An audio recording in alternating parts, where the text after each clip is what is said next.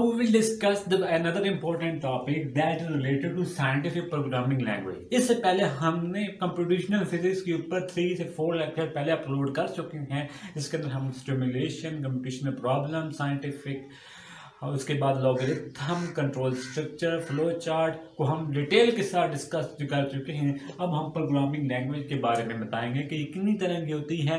अब हम इसको वन बाय वन डिस्कस करेंगे। आपके पास प्रोग्रामिंग लैंग्वेज बेसिकली 2 तरह की है। एक को हम लोग बोलते हैं लो लेवल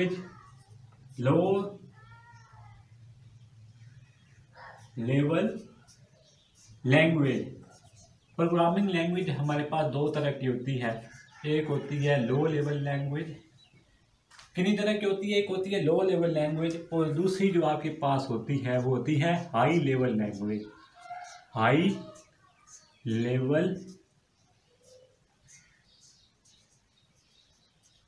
लैंग्वेज मैंने शॉर्ट फॉर्म में लिख दिया। Low level language, high level language. ये आपने 2 तरह की लैंग्वेज को डिस्कस करना है, लेकिन डिस्कस करने से पहले हमें ये भी पता होना चाहिए कि लो लेवल लैंग्वेज और हाई लेवल लैंग्वेज के दरमियान डिफरेंस क्या है। याद रख लो, इसके दरमियान डिफरेंट ये है।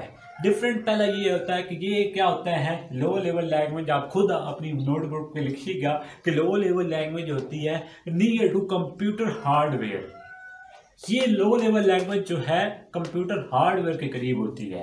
ये कंप्यूटर हार्डवेयर के करीब होती है, कंप्यूटर हार्डवेयर के करीब होती है। ठीक है, लो लेवल लैंग्वेज किसके करीब होती है? हार्डवेयर के करीब होती है, जबकि ये करीब नहीं होती। नॉट, याद रख लें, ये computer near to computer hardware, not near to computer hardware. ये कंप्यूटर हार्डवेयर के बिल्कुल करीब नहीं होती।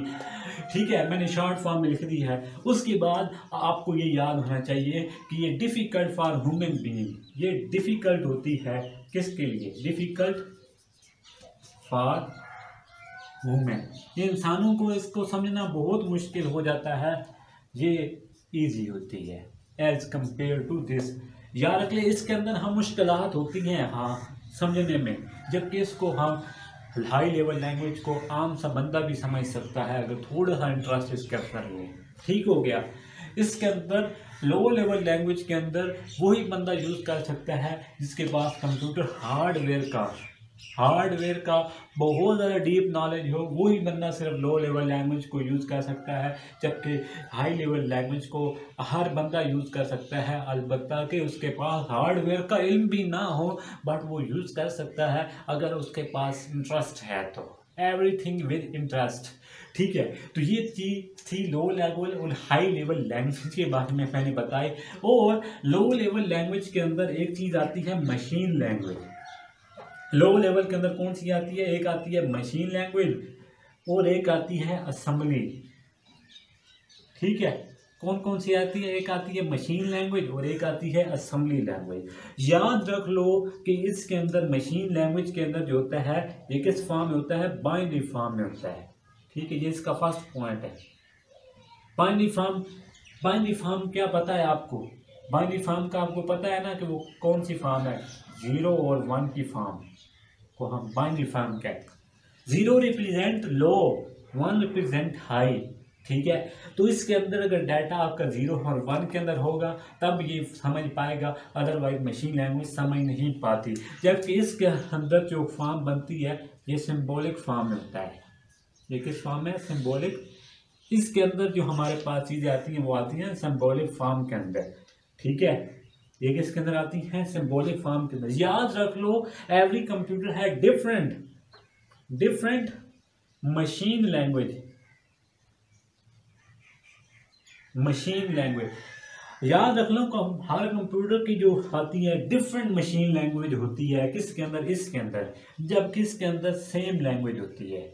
एवरी कंप्यूटर आप खुद लिखिएगा, एवरी कंप्यूटर है डिफरेंट मशीन लैंग्वेज। इसके अंदर असेंबली के अंदर क्या है? एवरी कंप्यूटर है same machine assembly language. Assembly language same होती है, जबकि मशीन लैंग्वेज डिफरेंट हर कंप्यूटर के लिए यूज होती है। याद रख लो, ये जो आपके पास मशीन लैंग्वेज है ये आपके पास फर्स्ट जनरेशन की पैदावार है। First generation. अगर ये फर्स्ट जनरेशन की पैदावार है तो ये आपके पास सेकंड होगी। ये फर्स्ट जनरेशन है तो ये आपके पास सेकंड जनरेशन होगी। ठीक है, तो इस तरह से आपको लो लेवल लैंग्वेज का मैंने डीप नॉलेज जो था मेरे पास मैंने आपको दिया। उसके बाद हम बात करेंगे इसके ये वाले पोर्शन की। ठीक है, हाई लेवल लैंग्वेज के बारे में हम आपको बताएंगे किसको आपने किस तरीके से समझना है। ठीक है, याद रख लो, हाई लेवल को लैंग्वेज को समझने से पहले आपको पता होना चाहिए कि हाई लेवल लैंग्वेज जो है इसकी मैं कुछ आपको यूं कर दूं। हाई लेवल लैंग्वेज के हमारे पास दो टाइप्स होती हैं। कितनी टाइप्स होती हैं? दो टाइप। एक होती है प्रोसीजरल,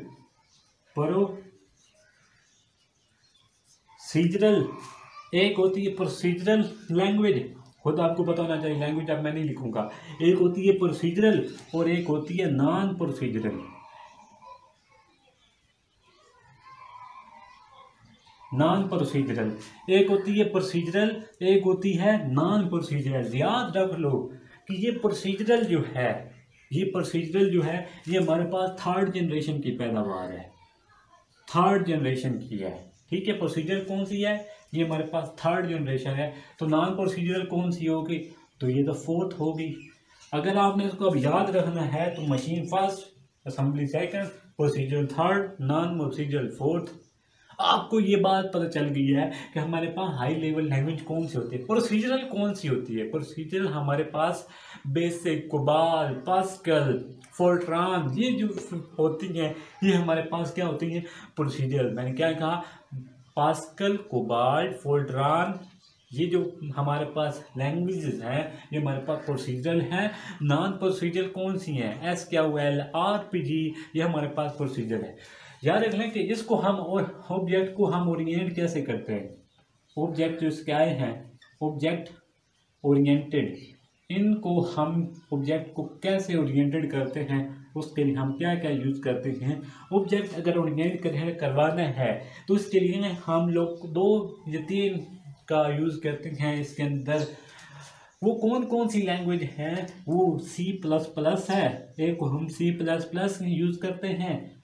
और अभी अगर ऑब्जेक्ट को क्या करवाना हो, ओरिएंट करवाना हो तो एक तो C++ है और दूसरा जावा है, C++ है और तीसरा जावा है। ये अगर आपने यूज़ करनी है तो याद रख लो कि C++ को 1980 के अंदर इंट्रोड्यूस करवाया गया और इसको एडवांसमेंट मिली। किसको? C++ लैंग्वेज को।